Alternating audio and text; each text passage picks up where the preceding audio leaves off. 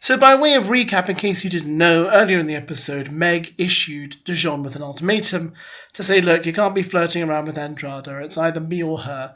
Make a decision. You said you'd be closed off if you came back with no one from Casa Amor, blah, blah, blah, etc., etc. And so DEJON took this to heart and then took Andrada aside and said, look, what I've got with Meg is better and I want to keep pursuing that even though I like you. So I want to kind of shut down what we have and you carry on with Ben. And I thought, oh, okay, so maybe DEJON is actually going to do it. Then he took Meg up to the terrace and basically told her, look, I could see myself falling in love with you. You could become my girlfriend, etc., etc. And I thought, okay, well, if he's going to carry on like this, on a superficial level, at least, we have to take him at what he says and just kind of say, okay, well, I guess he really does like Meg, and that's that. And then they cut away to Helena and Harry, who basically air any suspicions the viewers may have had by kind of critiquing DEJON and Meg's relationship. And it's really interesting what they say, because clearly they've seen more of them than we have, and they don't see a spark between them, and they wonder what's up. Then the conversation goes back to Meg and DEJON, and it kind of falls apart, with Meg basically saying, why did I have to come to this? Why did I have to issue the ultimatum? And DEJON saying, but I've said it now. I've told Andrada I'm not interested.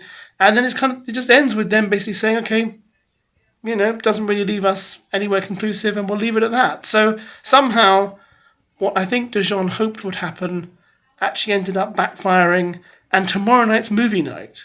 So I can only think now, if their relationship's fragile, it's just going to get worse when Meg sees what he said to Andrada at Casa Amor. Ha! Oh, it's going to be good tomorrow night, guys.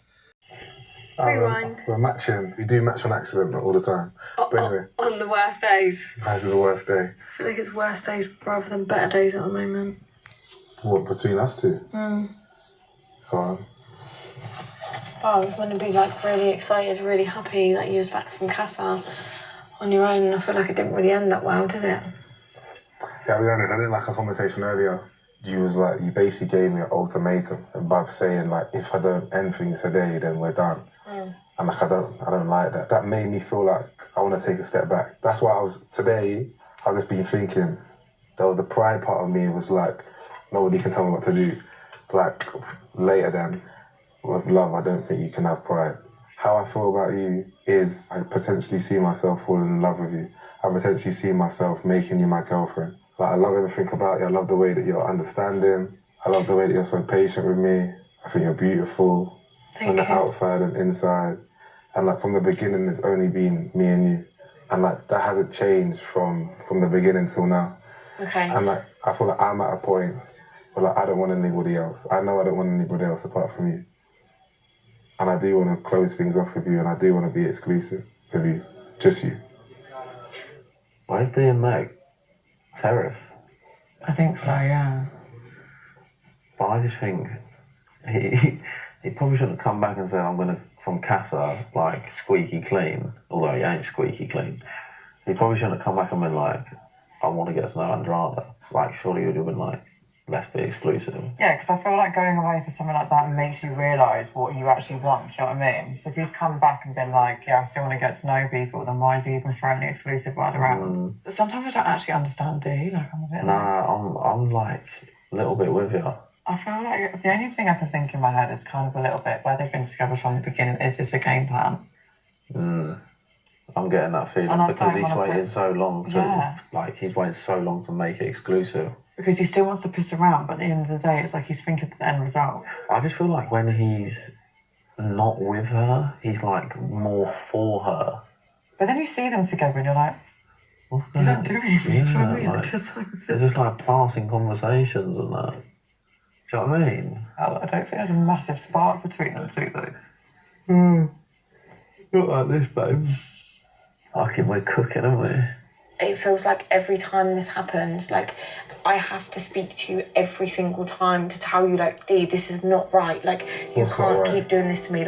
We was open. But what's we not had. right? Can you let me speak? I'm just asking you a question of what's not right. Manisha, Tony, Yasmin, Billikis, Andrada, you're clearly giving them something which is you're flirting, and I don't know what you're doing to them. What do you think my mum and even your mum and that are all seeing, that you're just going here, there, left, right and centre to flirt with 1,000 girls, but you're telling me a different thing? Yes, you come out like you were staying on the day beds and coming back to me, and I really appreciated that, but at the same time, a girl that's come back to the villa, you're getting to know. Like, what?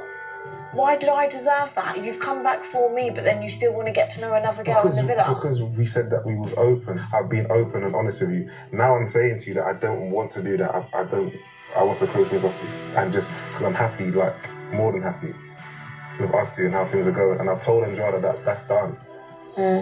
Like, I'm happy that you said that, but I feel like it's taken me this to keep getting at you, for you to come to this decision. You can understand the point where I'm just fed up now. Like, I appreciate that you want to close things off, but I feel like that's been a decision because I've had to speak to you again today. From the get-go, you called me my Meg. That's a big thing, D. Not many people sit here and call someone my Meg. It's like you're marking territory. To me, if you're calling me my Meg and saying all these things in your recoupling speech... Open. We've decided, we have spoke and said that we was open. And then I'm being open and then you having a problem with it. I think we just leave it here, this conversation. It's not going anywhere. It's just going around in a circle.